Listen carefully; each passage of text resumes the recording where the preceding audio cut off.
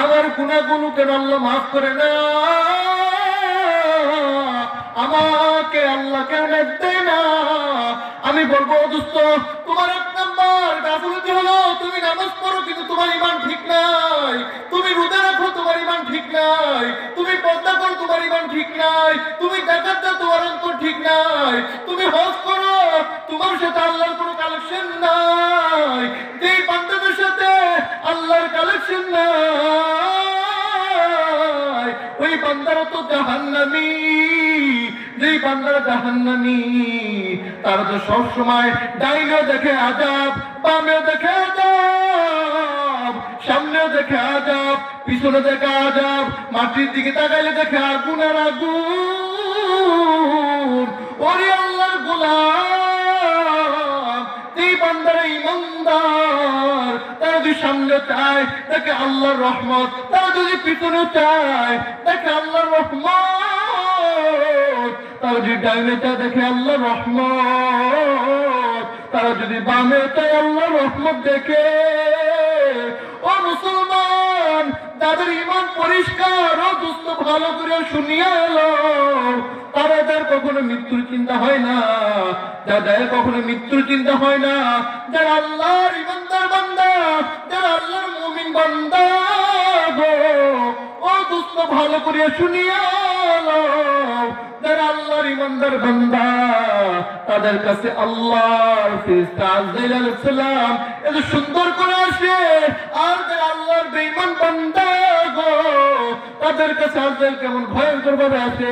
আর যারা ঈমানদার বান্দা, তারা তো মৃত্যুকে ভয় করে না, তারা তো আজরাইলকেও ভয় করে না, তারা একমাত্র আমার আল্লাহকে ভয় করে।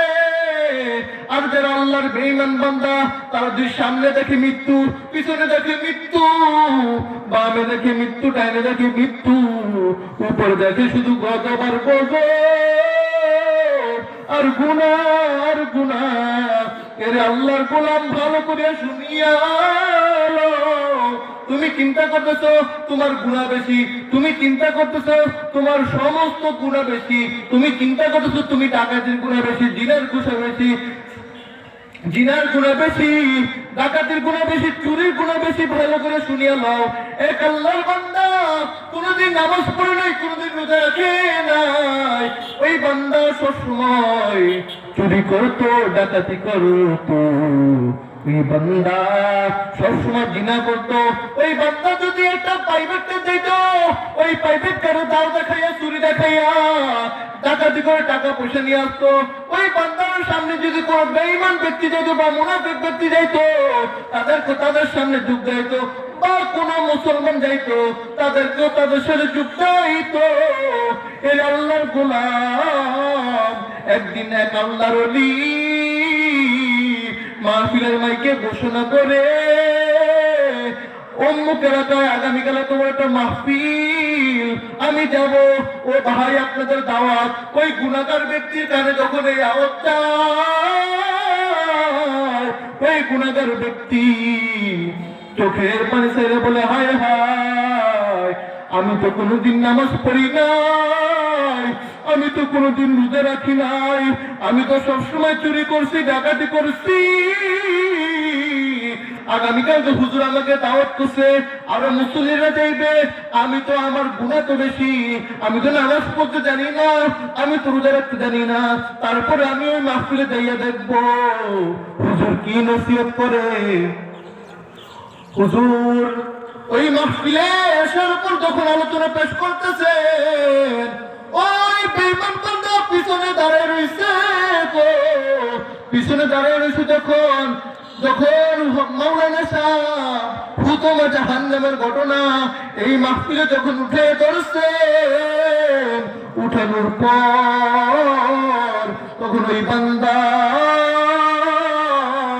পিছনে এত এলোমেলো করে চিলাসি কুলাকে দিচ্ছে, বলে, হায় হায়, আমি তো কোনোদিন নামাজ পড়ে রোজা রাখি নাই। হুজুর তো বলতেছে হুতমা জাহান্নামের আগুনে তো ভয়ঙ্কর আগুন, হুতমা জাহান্নামের আগুন তো সহ্য করতে পারবো না।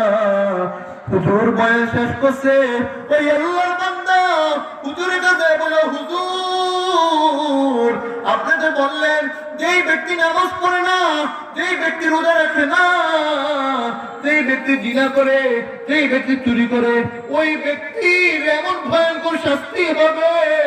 ও হুজুর, আমাকে একটা পরামর্শ দেন। আমি তো কোনোদিন নামাজ পড়ি নাই, কোনোদিন রোজা রাখি নাই, আমার গুনাহগুলো আল্লাহ মাফ করবেনি?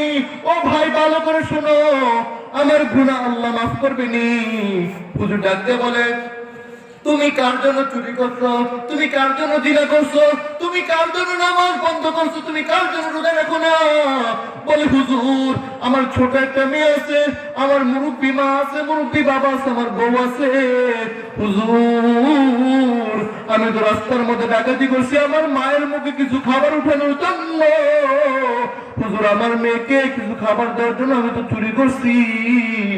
আব্দুর রহমানের গাছের কুমড়াই না আমার মারে খাওয়াইছি, আব্দুল আওয়ালের গাছের লাউয়াই না আমার মারে খাওয়াইছি। হুজুর, ও হুজুর, আমার জানি কেমন জানি ভয় লাগতেছে। আমি যদি মারা যাই, আমার গুনাহগুলো আল্লাহ মাফ করবেনি? আমার সাথে যেন কবর ভালো ব্যবহার করবেনি? হুজুর ডাকতে বলো, বাবা ভালো করে শুনিয়া লো।